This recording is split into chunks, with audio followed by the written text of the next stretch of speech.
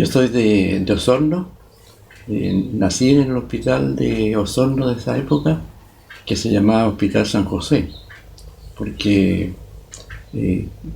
enfermeras eran las monjitas que trabajaban en ese centro asistencial. Y después me crié también en el campo con mi abuela,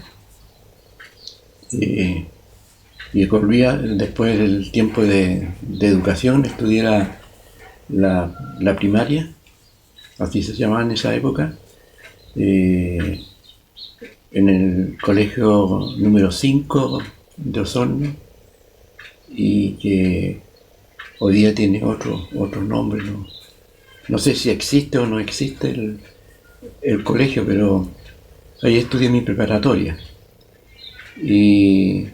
Y no era un alumno muy ordenado, era muy desordenado. Y por lo tanto muchas veces estuve condicional en el colegio, principalmente en el último año, en el sexto preparatoria, estuve en forma condicional y tenía muchos eventos de niños, ¿ah? Y que a uno lo llevaron a ¿cómo se llama? Que sea más castigado, digamos, en ese tiempo, y además que el castigo era físico, ¿ah? Por ejemplo, yo soy zurdo. Para todas las otras cosas uso la mano, pero para escribir soy derecho. ¿Por qué? Porque me obligaron me pegaron en la mano que no debía usar esa mano con una varilla. Entonces tuve que aprender a escribir con la derecha. Y bueno, estaba condicional. Entonces mi mamá con mi abuelita dijeron: no, esto no puede ser así, vamos a ir a hablar con los curas, porque ellos tienen colegio para que puedan ir a estudiar. Entonces fueron a la parroquia San Mateo, que era del Verbo Divino. Entonces me dijeron: tenemos un colegio en Puerto Vara. Entonces, que hoy día es, ¿cómo se llama? El Colegio Germania de Puerto Vara. Y así que ahí fui a estudiar mis humanidades, y que era hasta sexto humanidades, ¿ah? Y al final daba un bachillerato. Y ahí estudié, me quedé internado, porque tenía internado, y había una franquicia para los estudiantes campesinos, principalmente todos los campesinos, hijos de campesinos que venían ahí de la zona de Puerto Vara, iban a ese colegio. Los que tenían un apellido alemán, o sea, si era el primer apellido o el segundo apellido alemán, tenían que estudiar alemán. Y los demás podían elegir estudiar francés, latín o alemán. Entonces yo estudié francés, y me gustaba ese idioma y me empecé a perfeccionar. Así que salí de ahí y me fui a un seminario católico. Yo pertenecía a la orden de los capuchinos, de los capuchinos belgas, y los capuchinos belgas hablaban francés. Entonces ahí me perfeccioné, en francés, llegué a hablarlo fluidamente. Hoy día lo perdí, o sea, nunca, como 40 años que no hablo con nadie francés, solamente que cuando tuve contacto con la gente de la Federación Luterana Mundial, yo sabía que ellos tenían que saber francés, y con ellos me comunicaba en francés. Entonces usted creció en una familia católica, sí. Pero de todas maneras, que vivía cerca de Puerto Vara o en la zona de Osorno, de esa zona, usted también conocía, y en el mismo colegio, muchas personas de origen alemán. Claro. ¿Pero esos eran alemanes católicos o eran luteranos también? Mira, católicos. Eran católicos. Pero ahí está más adelante le voy a contar la sorpresa de que me llevé después como pastor. Entonces eran católicos. Mi mamá era muy católica. Era a veces de misa diaria, y después que los días domingos no fallaba. Participaba en la iglesia, si había ollas comunes, ella estaba ahí trabajando. ¿Qué tipo de fe católica conoció usted? ¿Era una fe más pietista o conoció ya una iglesia con, digamos, la doctrina social más desarrollada o más presente? Más o menos. Del Verbo Divino tenían un catecismo en el cual a uno le enseñaban, porque teníamos clases de religión en todos los cursos. Hasta el último año teníamos en sexto humanidades, teníamos clases de religión.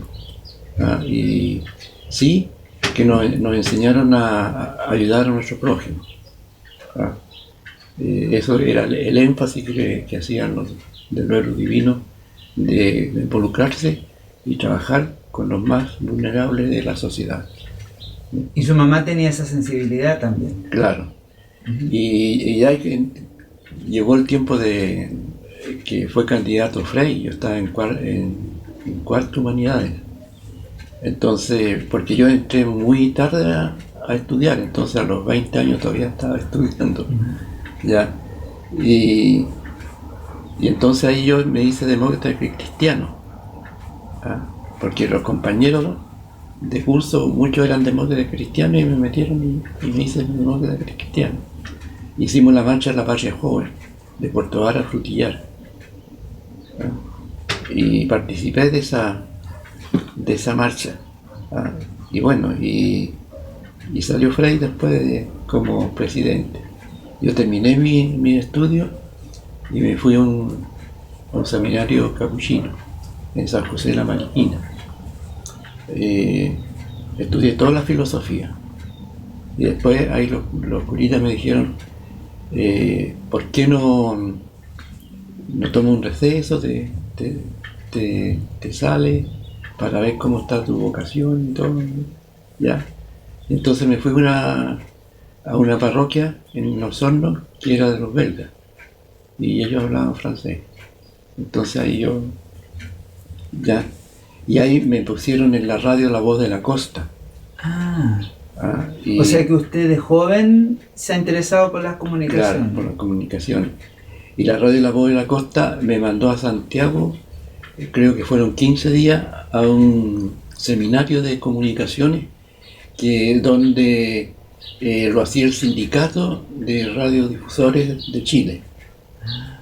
Y ahí yo conocí a Patricio Bañado,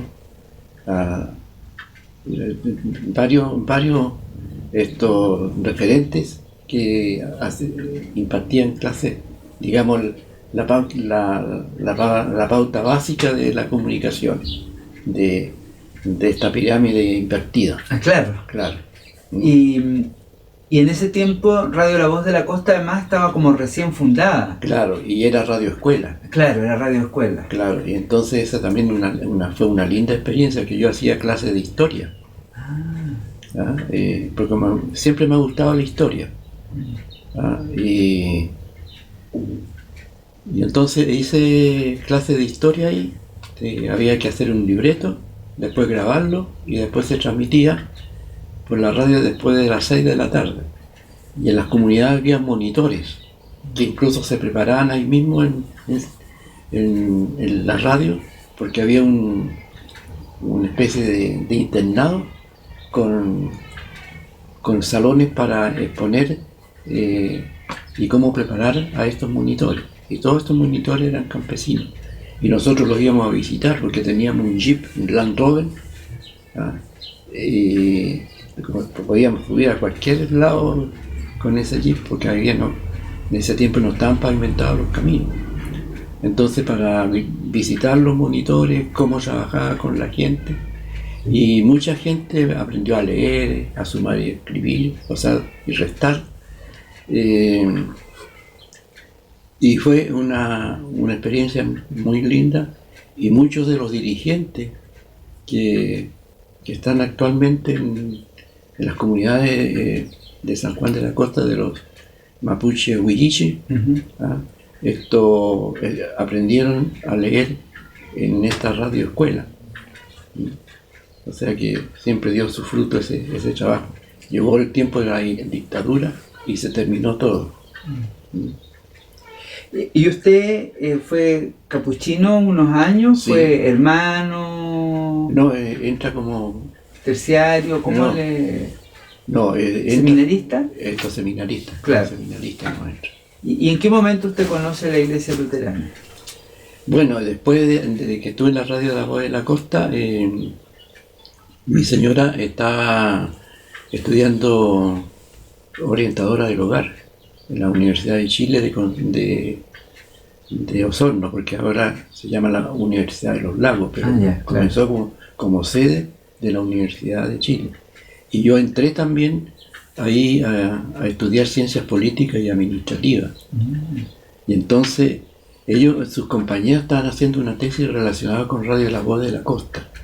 Y en la parte final invitaron a todos los que trabajaban en la radio a una comida en una casa de una de sus compañeras. Y ahí conocí a Alicia. Y empezamos a pololear. Un pololeo bastante corto. Y entonces un día estábamos sentados en la plaza y ella me dijo para juntarlo el día domingo.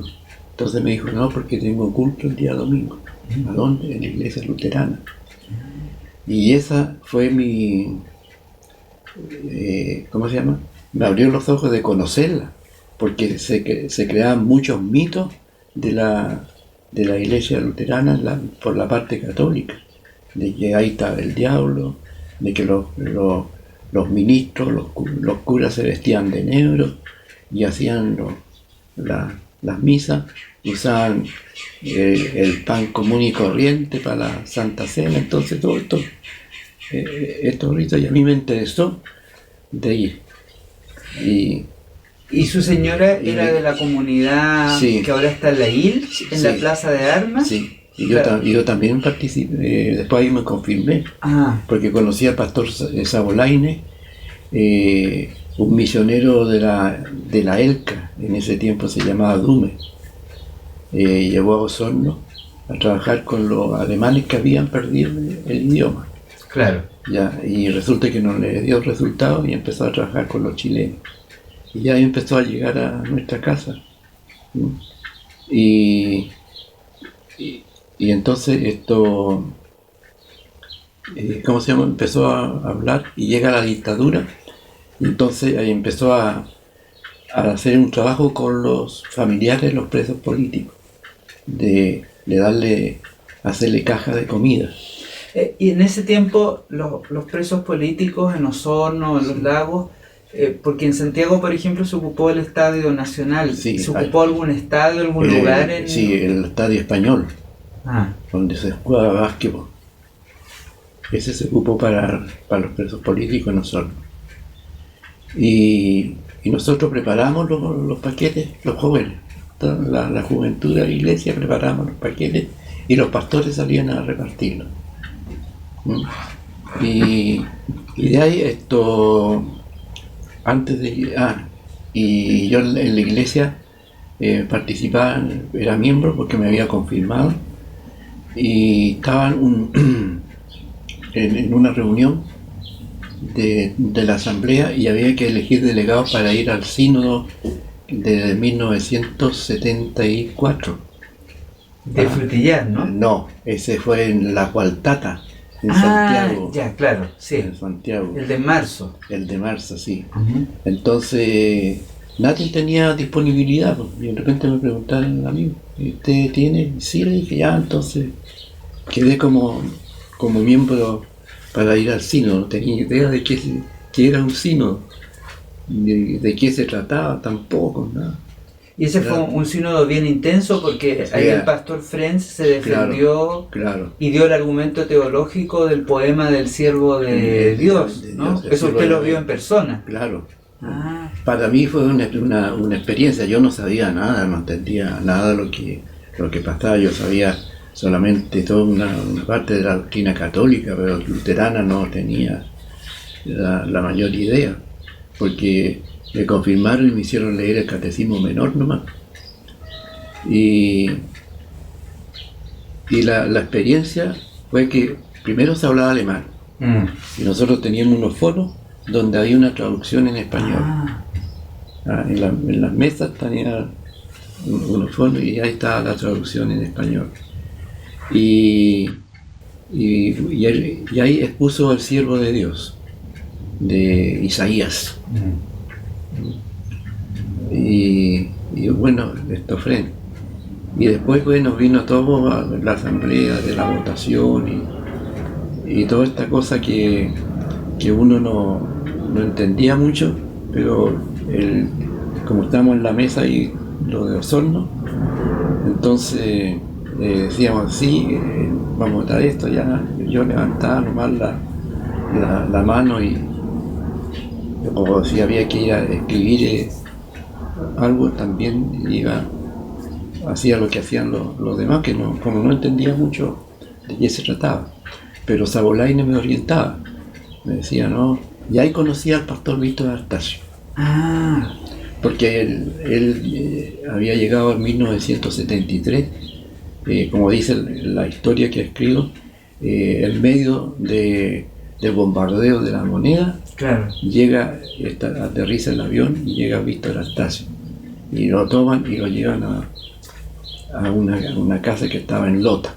Estoy hablando del sínodo. Claro. Ya me pasé por todo. El sínodo ratificaron la posición de Frey, que estaba haciendo un trabajo con los familiares de los detenidos políticos y también con aquellos refugiados que llegaron a Chile de otros países, arrancando de la dictadura de acá del Cono Sur. Seguí la militancia de la DC hasta que en 1971, La izquierda cristiana. claro, se forma la Izquierda Cristiana, pero antes había salido el MAPU. Claro. Y yo ahí no salí porque tenía una inspiración marxista. Entonces, como que me chocaba el marxismo, a pesar que no lo conocía tampoco muy bien. Y entré a la Izquierda Cristiana y ahí el centro era la Biblia. Y de ahí partíamos todo el trabajo. Pero antes de eso, conocí un pastor, un sacerdote francés, y ese nos orientó a nosotros, cristianos por el socialismo. ¿Usted fue parte de ese movimiento? Fuimos cristianos por el socialismo. Y de ahí, cuando se formó la Izquierda Cristiana, pasamos todos los que estábamos en Cristianos por el Socialismo a la Izquierda Cristiana. O sea, usted primeramente a Cristianos por el Socialismo y después a la Izquierda claro. Cristiana. Y yo le iba a preguntar, como a pie de página, el pastor Sabolaine, en el fondo, fue el que inició la misión que hoy día es La Paz, La ¿no? Paz. Congregación La Paz. Claro, pero siguió la misión, siguió en la iglesia madre de Osorno, en la calle Mata. Y usted en ese tiempo estaba en la calle Mata todavía. Claro, y él hacía los cultos en español. Claro. Entonces yo lo que es, también iban muchos alemanes que habían a ese culto. Y al pastor Sabolaine lo echaron de Osorno. Claro. ¿Puede contarnos cómo fue eso? Bueno, es que él se involucró bastante con el pastor Roth, que era el otro pastor y que era el vicepresidente del Consejo Sinodal. Se involucraron bastante en el trabajo de los presos políticos. Entonces, con él, por ejemplo, conocí cómo en el puente Pimayquén, en Osorno, acribillaron a muchas personas y los mataron. Nosotros no vimos eso, pero fuimos al puente Pimayquén y como esos puentes eran de madera, se notaban los impactos de las balas que hicieron ahí cuando lo ejecutaron. Y el que toma la decisión de sacarlo fue el intendente militar que había en la zona, ¿no? Claro, sí. Fue el gobierno que Claro, lo el sacó. gobierno que lo sacó. Entonces se trasladó a Santiago. Y yo llegué el marzo de 1976 a estudiar teología a Santiago, porque antes había ido el pastor Fren a mi casa, y entonces me dijo, yo le tengo todo listo para que vaya. Estuvimos conversando, y le tengo todo listo para que vaya a estudiar teología, porque me dijo, a todos los pastores extranjeros los van a echar. Y entonces tenemos que formar pastores chilenos para que continúen con la obra que tenemos. Así que ahí, el 76 me encontré con Saborain en Santiago. Y ahí empezamos a hacer un trabajo también político, metiendo gente a las embajadas. Yo era el hombre que llevaba la escaladita para que sube y se tira, y metíamos en esos furgones que habían Volkswagen grandes, corríamos. Entonces usted trabajó como con el Comité Pro Paz también. No dentro del Comité No Pro Paz, dentro, no. pero colaboró. Claro, colaboré, ¿no? Sí. Usted mencionó a Cristianos por el Socialismo y ahora usted el 76 va a estudiar teología. Sí. Cuéntenos cómo era la teología en ese momento, cuáles eran los temas, quizás el quiebre con el pasado más conservador de las iglesias, cómo era lo que se estaba viviendo en esos momentos. El quiebre con el conservador, o sea, empieza una nueva forma de enseñar teología. Y fue el año en que la comunidad teológica tuvo sus mejores momentos, porque se traían profesores de Argentina y de Brasil, y venían por un semestre a enseñar, todo Obermüller, Lichardi, Farré, Bollmann, que vino también. Entonces todos eran grandes teólogos con doctorado en teología. Entonces fueron los mejores momentos de la comunidad teológica y nos enseñaron una teología más liberadora. Y en el luteranismo, al estudiar la doctrina luterana, también me encontré el luteranismo muy liberador. Cuando tú empiezas a estudiar Biblia, con estos monstruos de la teología, en ese tiempo eran monstruos para mí. Entonces encontramos dentro de la narrativa, yo hablo siempre de la narrativa judía, porque el judío es muy bueno para narrar. Entonces en la Biblia hay mucho mito, personajes que no existen, que no existieron y que ellos los pusieron ahí. Entonces eso es lo primero que me llama la atención. No que la Biblia la escribió un Moisés, como sale en la Biblia alemana, Moisés 1, Moisés 2, Moisés 3, Moisés 4, Moisés 5.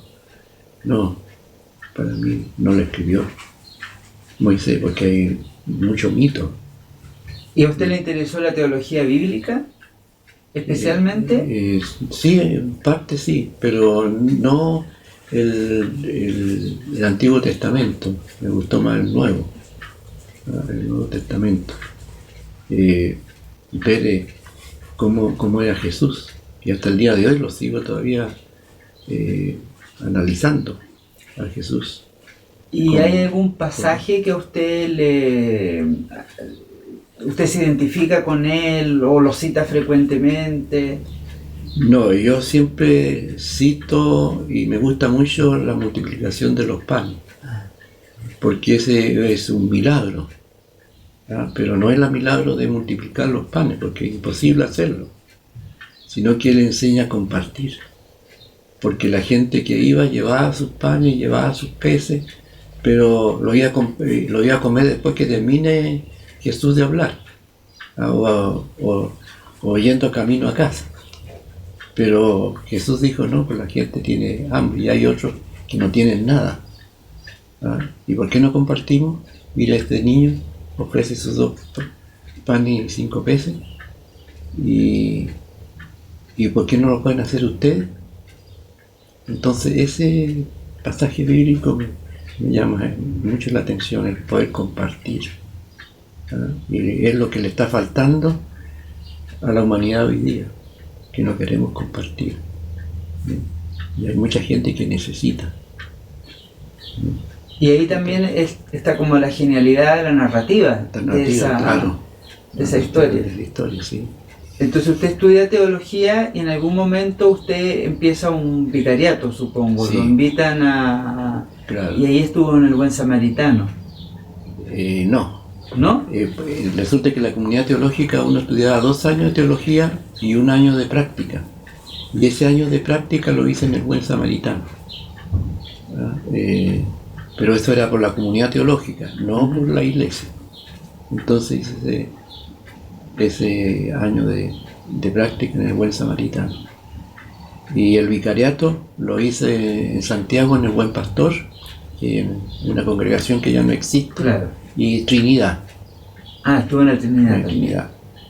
Y eso me acuerdo mucho de Trinidad, que siempre lo saco, que el pastor Chávez llegó, me dio una lista de miembros que yo visitara. Entonces yo empecé a visitar y eran miembros de clase media alta.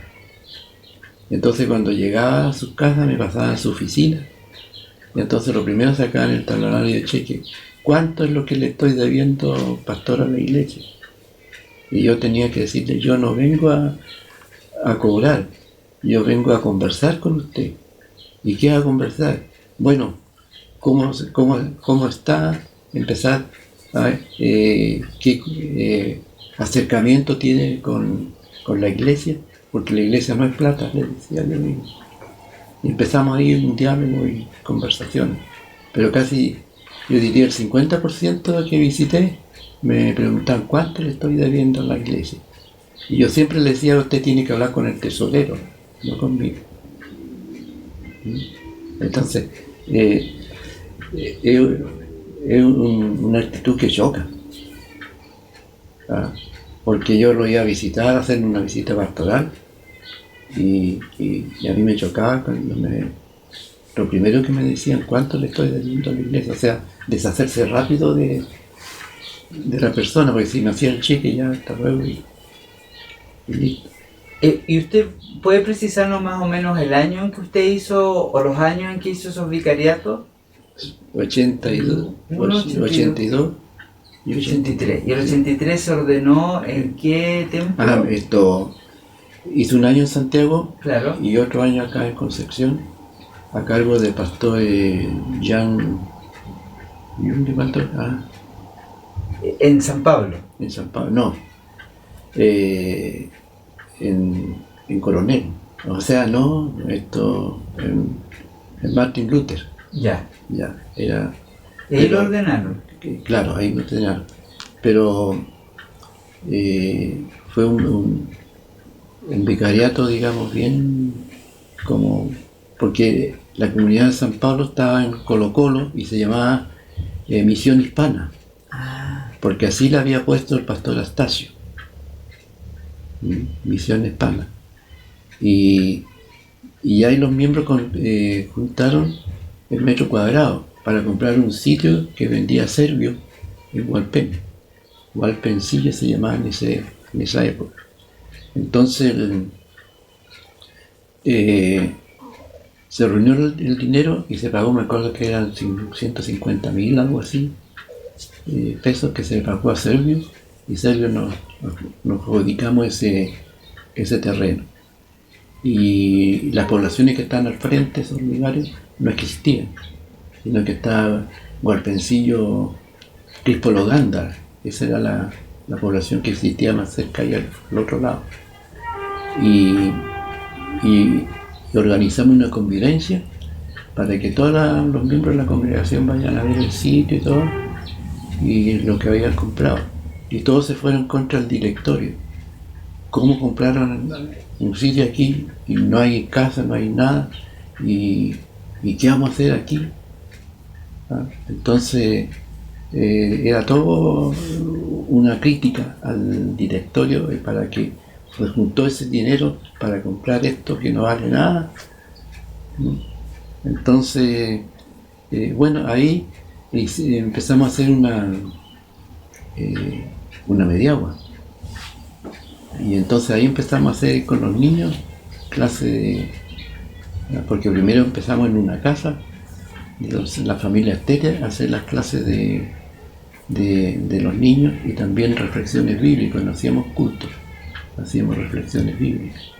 Y de ahí en esta casa que hicimos una mediagua, empezamos también con los niños y también hicimos reflexiones bíblicas y todo eso, hasta que por las manifestaciones que hubieron, tiempo de las protestas. De la protesta, entonces la mediagua la quemaron.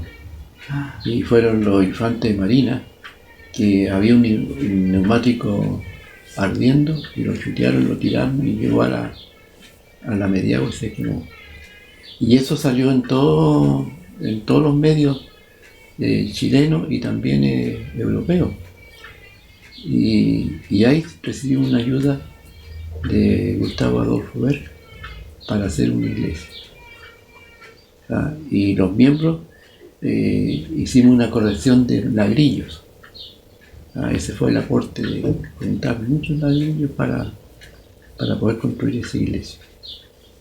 ¿En qué momento la misión hispana se transforma en San Pablo? En el momento que está en Huaspencillo. Pero entonces usted estaba haciendo los cultos, ya ordenado, haciendo los cultos, claro, en Colo Colo, en Martín, claro, Luther. Viene esto que se quema la mediagua, sí, se reciben la gente se organiza, reciben la ayuda desde fuera y se construye el actual templo. Templo, claro. Y eso sería como en el año 85, 86, ¿cuándo lo sitúa más o menos? 85. 85, sí. ¿Y en qué momento la congregación es reconocida como congregación? Eso es mucho después. Después. En un sínodo, pero no me acuerdo tampoco el sínodo que la reconocieron como... Porque ahí en esa primera etapa tuve 12 años. Y en esa primera etapa, ¿en qué momento usted se traslada de Colo Colo ya a Hualpén? Cuando se construyó el templo. Ya. Claro. Y yo vivía en el departamento que hay en Cochrane, que era de la iglesia, que es de la iglesia todavía. Claro. Y ahí empezamos a hacer el trabajo. Y ahí fue que salió se empezó a construir al frente, donde está la iglesia, la población, Peñuela 1, Peñuela 2. Entonces ya hoy día la iglesia está en medio de todo, después que no había nada, está en medio de todos los poblados. Y yo no me acuerdo del año 86, diría 86, 87, tengo ahí los recortes de los diarios, en que hubo salió el río Biobío. Y se inundó gran parte de Peñuela y la iglesia sirvió como refugio, y entonces ahí se integró, digamos, la iglesia a la comunidad, y ahí la gente de la comunidad, que las mujeres querían trabajar, pero no sabían dónde dejar sus niños, y entonces ahí creamos un jardín infantil que se llamaba Martín Lutero. Y ahí acogimos primera parte a niños y después se fue agrandando, porque también hicimos el edificio al lado, pero el primer piso, porque el segundo piso lo hizo Oscar, donde se reúne. Entonces el primer piso era el jardín infantil, y eso fue con ayuda de diaconía sueca, que llegó un sueco preguntando por mí, entonces me ubicó en Cochrane, estaba. Entonces nosotros tenemos un jardín y tenemos problemas de financiamiento porque es poco lo que nos da y solamente teníamos para un asistente párvulo y no teníamos educadores párvulos. Entonces, en ese tiempo, el costo anual era de $2.000. ¿Ah? Entonces el sueco dijo, nosotros lo vamos a ayudar. Como a los 5 días o 6 días después llegó a la casa y me pasaron los $2.000 en efectivo. Me dijo, aquí tiene para financiar el primer año de su jardín y puede contratar con eso una educadora. Y financió. Y ahí financió. Y como le dijera yo, y yo quedé con los $2.000 y tuve que hablar a Santiago, ¿qué hago yo con eso? Entonces se los deposité a la cuenta de la Yeltsin y la Yeltsin me iba entregando lo que correspondía cada mes.